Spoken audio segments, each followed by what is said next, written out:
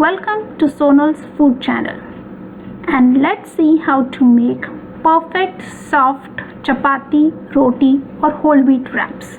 For this you'll need the following ingredients: 4 cups of whole wheat flour. Sujata whole wheat flour is the brand that I would recommend because it really makes soft chapatis. 2 teaspoon oil, half teaspoon salt, 2 glasses of water and some ghee. To begin with, take the flour in a large mixing bowl or a plate, add half teaspoon of salt, then add about 1 teaspoon of oil. Salt and oil both is optional, so if your diet doesn't permit it, you can skip it. And then go on adding the water parts by parts and mixing the dough at the same time. You can use a stand mixer or a dough mixer for this purpose, or you can simply do it with hands as I am doing here.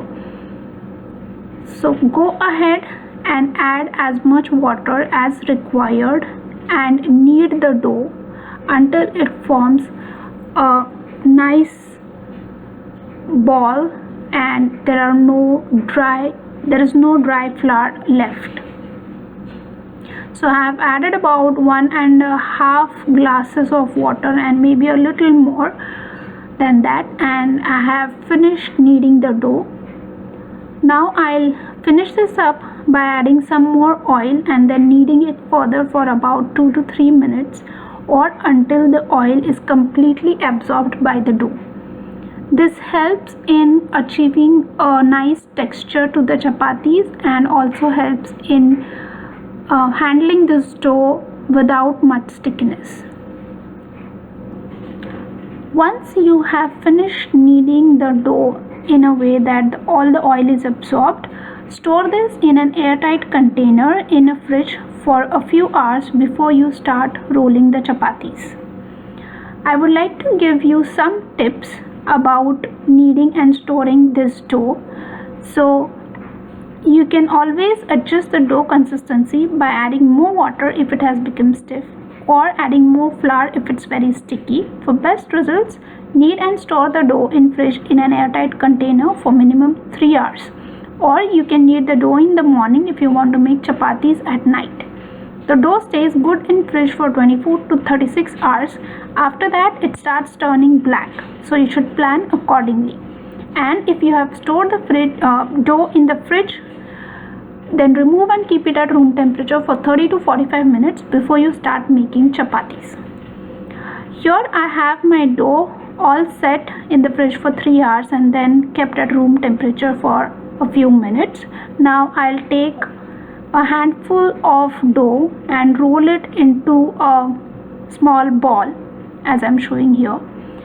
Then dip it into the dry wheat flour and roll it just a little bit until you have a small flat surface.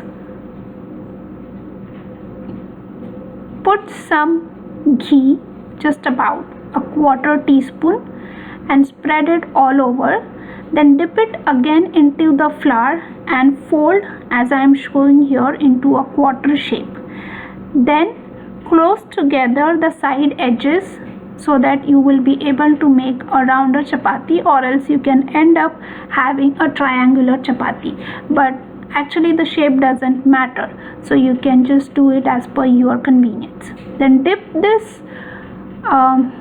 small roll into the flour and start rolling the chapati. You can roll the chapati as small or as big depending upon whatever thickness you like.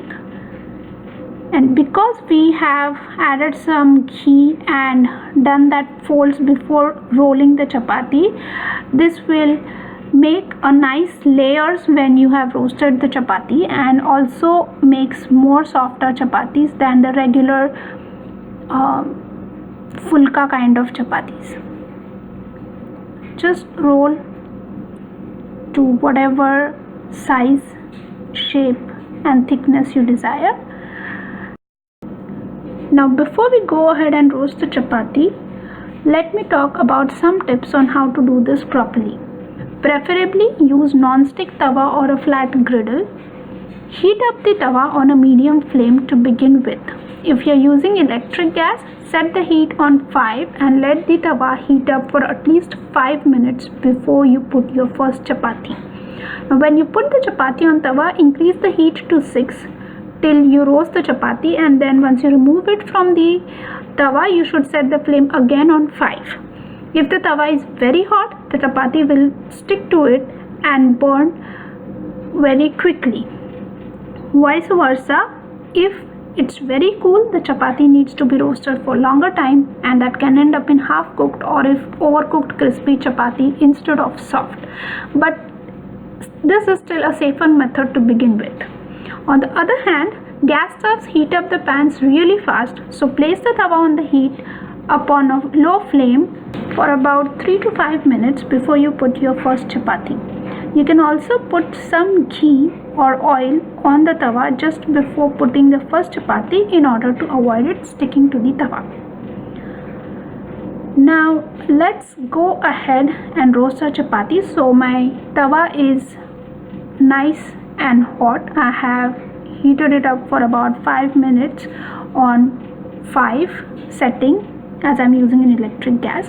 Then I've put my chapati onto it and I'll keep it on one side for about a couple of minutes till I see that the chapati's color has changed and there are bubbles all over the chapati. This ensures that your chapati has roasted evenly on the surface that was onto the tawa.